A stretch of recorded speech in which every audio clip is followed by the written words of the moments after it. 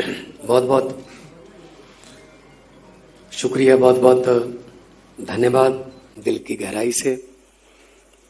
मंच पर आसीन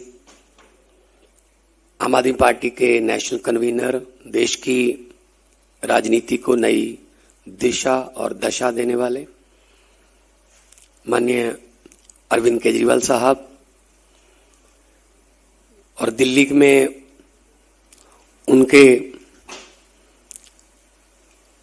साथी जब सरकार में थे तब भी, जब सरकार में नहीं थे तब भी, श्री मनीष सिसोदिया जी, गोपाल राय जी, और हमारी गुजरात की टीम, भाई यशुदान जी, हमारे नए चुने हुए विधायक साहब गोपाल इटालिया जी, हमारे पंजाब के प्रधान अमन अरोड़ा जी, और हमारे लुधियाना के नए चुने हुए विधायक जी संजीव अरोड़ा जी। सामने मेरी कैबिनेट के साथी बैठे हैं, सतेंद्र जैन साहब बैठे हैं, और सब पर्दे के पीछे वाली टीम भी बैठी है, जो पर्दे के पीछे काम करते थे, और आज मेहनत जो है वो रंग लाई है। सबको मेरा नमस्कार, सत श्री अकाल, वाहिगुरु जी का खालसा, वाहिगुरु जी की फतेह। मेरे से पहले उन दोनों बंदों को बुलवा दिया गया है जिन्होंने खुद डोर टू डोर से लेके रात के 11 बजे तक, 12 बजे तक इलेक्शन का हर अक्षर अपने हाथों से लिखा। क्योंकि हम लोग तो जाते थे 12-1 बजे, 2-3 बजे सभा खत्म, तो शायद हमारा उतना योगदान नहीं रहा होगा जितना इन लोगों की मेहनत जो इन्होंने कहा। क्योंकि हमारा काम 2-3 बजे खत्म हो जाता हो, इनका काम तो 3 बजे के बाद शुरू होता था कि अब इसको जाना, इसको मनाना, इसके या पास जाना, ये यहाँ से ये हो गया। क्योंकि इलेक्शन में बहुत कुछ होता रहता है इधर उधर। लेकिन जब रुझान आने शुरू हुए और पंजाब और गुजरात से पहला राउंड, दूसरा राउंड, तीसरा राउंड जब आगे बढ़ते गए तो लगा कि है ऊपर वाला जो कुछ ना कुछ तो अपना कमाल दिखा रहा है, कुदरत कमाल दिखाती है। और ऐसे हालात में जब सारी पार्टियां इकट्ठी हो जाएं, सारा पैसा इकट्ठा हो जाए, सब कुछ सिस्टम एक आप वर्सेस ऑल हो जाए, तब उस ऐसे हालात में जीतना बहुत बड़ी बात है। मैं मुबारकबाद दूंगा अरविंद जी को कि उन्होंने ना थकते हैं ना अकते हैं। जब भी पंजाब में आना है पंजाब में, गुजरात जाना है गुजरात में, तो कोई रोड शो में ये नहीं देखते कि टेम्परेचर कितना है, वरना ज़्यादातर नेता जो है ना वो टेम्परेचर पूछकर उसके बाद बाहर निकलते हैं। How much is the temperature? Is 42। Oh my God, it's too hot, no no no. वो वाला काम हमारे में नहीं है। हमारे तो 44 भी हो, 48 भी था पंजाब में। तो जब हमने काम किया तो कोई जब दिल से काम करना है तो बात दिल से निकले तो असर रखती है। तो ये मेहनत है, और मेहनत का जब फल मिलता है तो उसके लड्डू तो फिर सौरभ भाई बहुत ही स्वाद होते हैं। तो गोपाल इटालिया जी ने जो कहा कि हम आम घरों से निकले हुए हैं, सभी आम घरों से ही निकले हैं, और इतने इतने बड़े पद कभी सोचा नहीं था कि भारत की, देश की सबसे बड़ी पंचायत कही जाने वाली लोकसभा में भी जाएंगे, 2-2 बार जाएंगे, राज्यसभा में भी जाएंगे, और मंत्री बन जाएंगे, मुख्यमंत्री बन जाएंगे। वरना हमें कौन, वो जो सेक्टर 2 या 4 जो इनके घर हैं चंडीगढ़ में, हमें तो जाने नहीं देते थे वहां। कहते बस यहीं दुनिया खत्म है, चलो चलो शाबाश पीछे हो जाओ। तो उन सेक्टरों में, उन घरों में अगर कोई लेके जा सकता है तो आम आदमी पार्टी लेके जा सकती है, वरना जिला प्रधान भी नहीं बनाते जी। इनकी बेटे, इनके साले, इनके भतीजे, इनके जीजे, बस यही चलता है बस। तो अब जो है ये धारणा टूटी है। आम आदमी पार्टी ने ये एक नई दिशा और दशा दी है। अब सबको यकीन हो गया कि मैं भी लड़ सकता हूं और मैं भी जीत सकता हूं। गोपाल भाई ने बताया नहीं, मैं बता देता हूं। ये गुजरात पुलिस में सिपाही रहे हैं और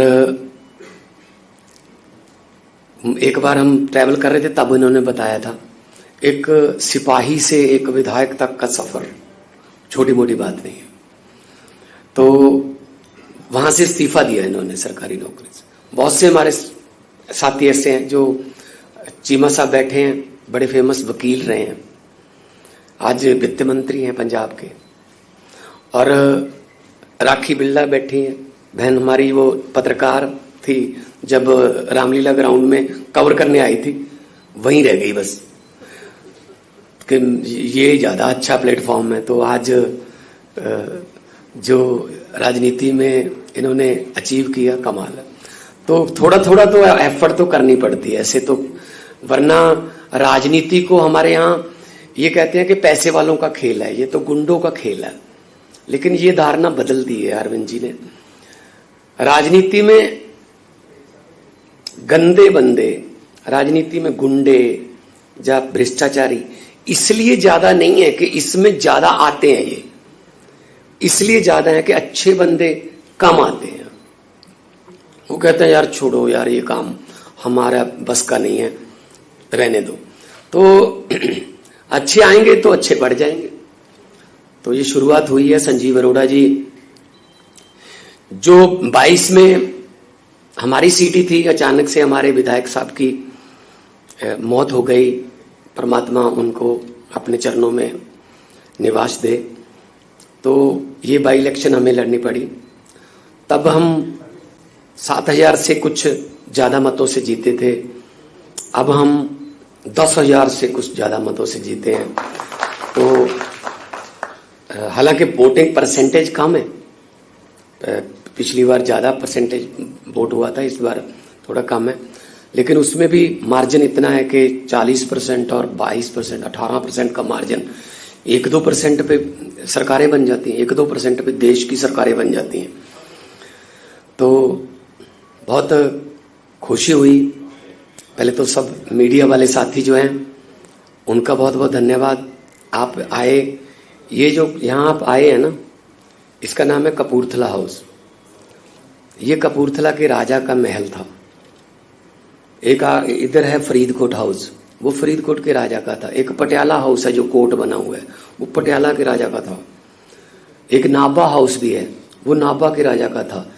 यहाँ हमें कौन आने देता था जी, तो राजाओं के महल थे।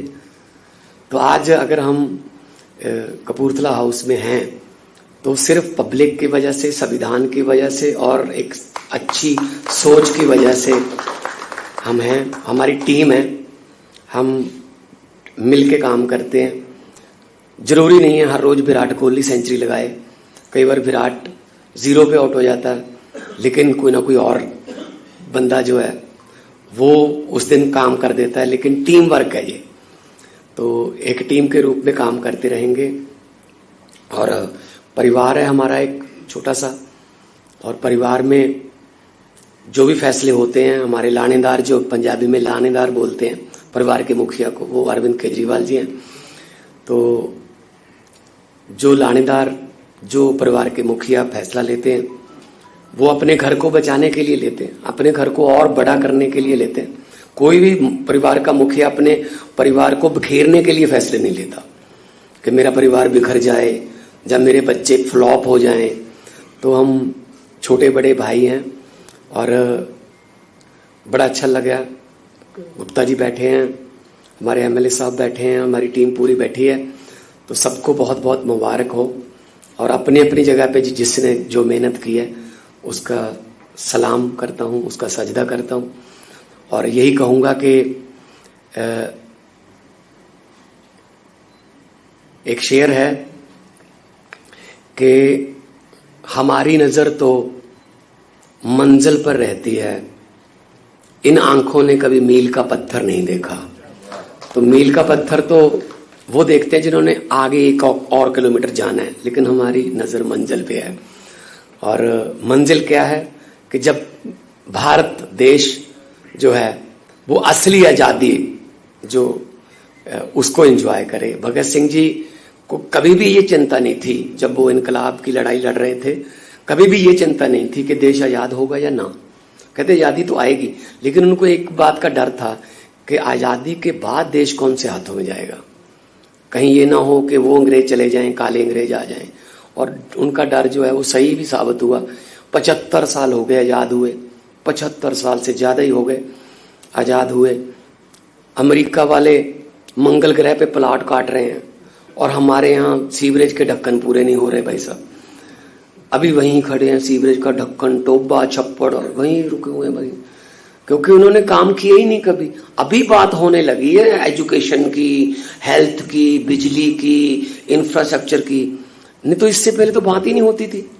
ये तो अरविंद केजरीवाल जी ने उनके मैनिफेस्टो बदले हैं, वरना कहाँ स्कूलों की बात करते थे, कहाँ ये अस्पतालों की बात करते थे।